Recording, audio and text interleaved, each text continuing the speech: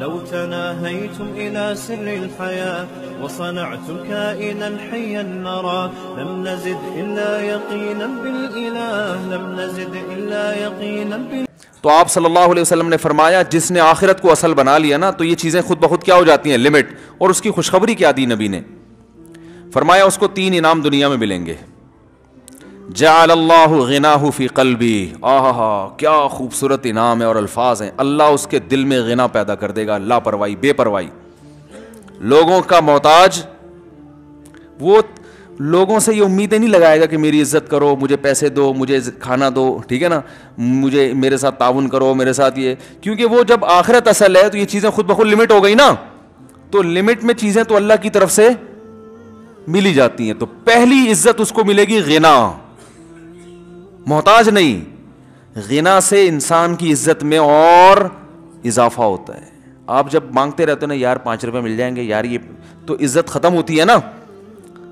حتیٰ کہ جب واقعی ضرورت بھی ہوگی نا تو لوگ نہیں دیں گے آپ کو پیسے. تو فرمایا سب سے پہلے غنا. کیا مطلب؟ سر اٹھا کے جینا سیکھ جائے گا. یہ کتنی بڑی نعمت ہے, کتنی بڑی نعمت. سر اٹھا کے جینا, دل کا مالدار ہو جائے گا. مالدار آدمی غریب کے سامنے ہاتھ نہیں پھیلاتا, غریب کے سامنے اپنی حاجت بیان نہیں, غریب کے سامنے اپنی عزت چاہتا ہے نا. تو یہ غریب ہو کے بھی کیا بن جائے گا؟ ایسی دل کی کیفیت جیسی دولت مندوں کی ہوتی ہے. دوسرا انعام جعل اللہ غناہ فی قلبی وجمع لہ شملا. اس کی فکروں کو اللہ جمع کر دے گا. آج کل کوئی ایک ٹینشن نہیں ہے. کسی سے پوچھنا کیوں پریشان ہو تو فون کہ کوئی ایک وجہ ہو تو بتاؤں. ہے بھائی کوئی ایک وجہ؟ ابے بھائی کیا ہو گیا؟ یہی ہوتا ہے نا. یہ میرا بچے نے بھی سیکھ لیا, بھائی کیا ہو گیا. وہ چھوٹا سا بچہ ہے بھی 4 سال کا, وہ میں آ رہا تھا تو میرے پیچھے پیچھے وہ بھی آنے لگا. چھوٹا 4 سال 3.5 سال کا ہوگا وہ, بالکل آپ نے دیکھا نا پدا سا. تو میں نے کہا بھائی کدھر آپ بیٹا گھر رہو. کہہ رہے بھائی کیا ہو گیا.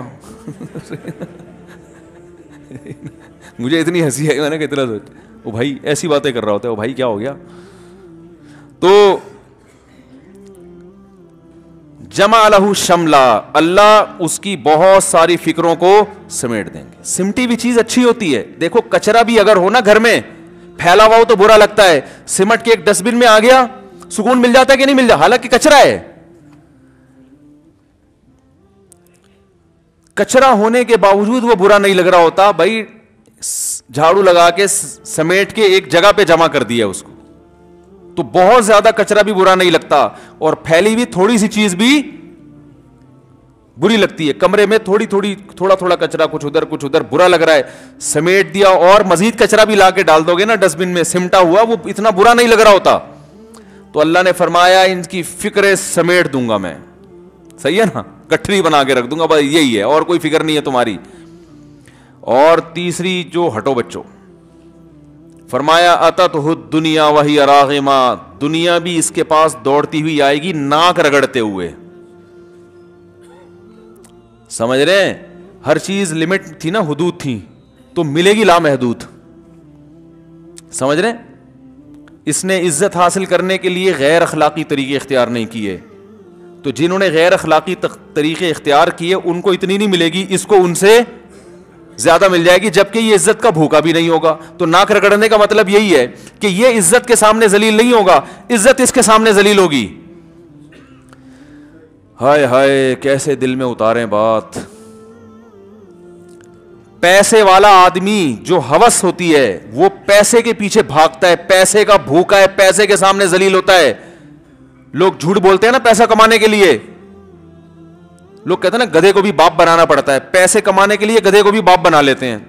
عزت دار لوگوں کو ذلیل اور ذلیل لوگوں کو عزت دینا شروع کر دیتے ہیں. مفاد ہے بھائی. لیکن آپ نے فرمایا اگر آخرت کو اصل بنا لیا تو پیسہ اس کے پیچھے آئے گا ناک رگڑتے ہوئے. کیا مطلب؟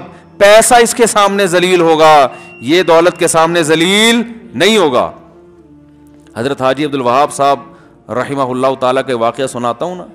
ملک کے وزیر اعظم گئے ان کے پاس, بہت بڑی رقم دی, بہت بڑی رقم.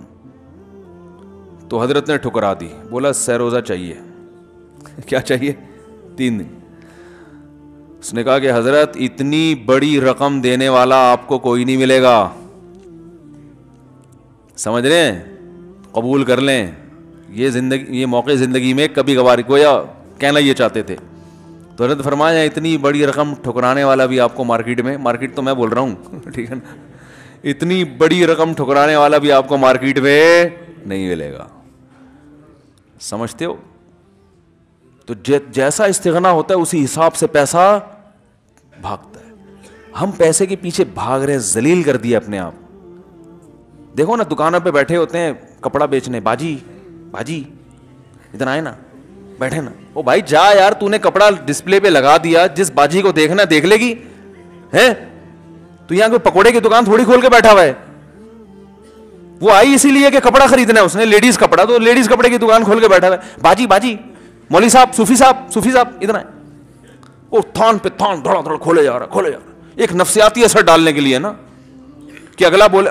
ہم تو بھائی کنفیوز ہو جاتے ہیں, کبھی کپڑا لینے جائے نا, ابے نہیں کھولا, نہیں کھول کے دے, اتنے کھول دے. آدمی کہتا ہے یار اب نہیں لیا تو یہ بولے گا اس کو تمہارا باپ لپیٹے گا یہاں بیٹھ کے.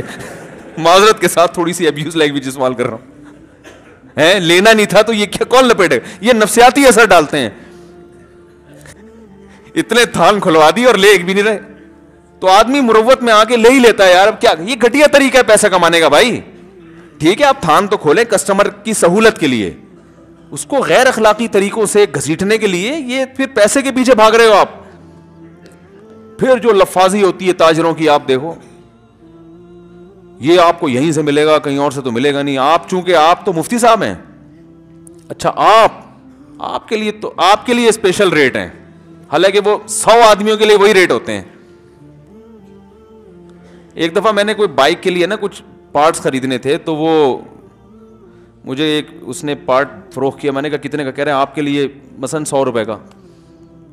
تو میں متاثر ہوں, میں نے کہا چلو داڑھی دیکھ کے تھوڑا سا خیال کر رہا ہوگا, 200 کی چیز ہوگی, آپ کے لیے کتنے کا ہے؟ 100 روپے کا. جب بھی میں پھر اسی دکان سے چیزیں خریدا کرتا تھا, کوئی بھی نہیں جانتا اس دکان والے کو, وہ اس لیے کوئی غیبت نہیں ہے اس میں, اور وہ دکان والے کا بھی کوئی رابطہ نہیں ہے, وہ بھی نہیں جانتا, بہت پرانا واقعہ ہے, 20 سال تو کم از کم ہو گئے ہوں گے. تو آپ کے لیے اتنے کا. پھر مجھے پتا چلا یہ ہر ایک سے یہی کہتا ہے ٹھیک ہے, آپ کے لیے.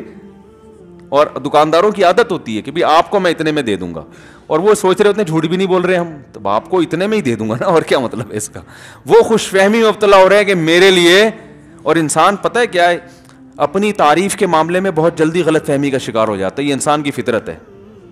کوئی بھی آپ کی تعریف کرے نا کہ آپ میں یہ بڑی اچھی کوالٹی ہے, تو وہ نہیں بھی ہوگی نا, آپ کو یقین ہے کہ نہیں ہے, یہ کوالٹی تو ہے ہی نہیں, لیکن آپ متاثر ہو گئے یار بات بندے نے پتے کی ہے.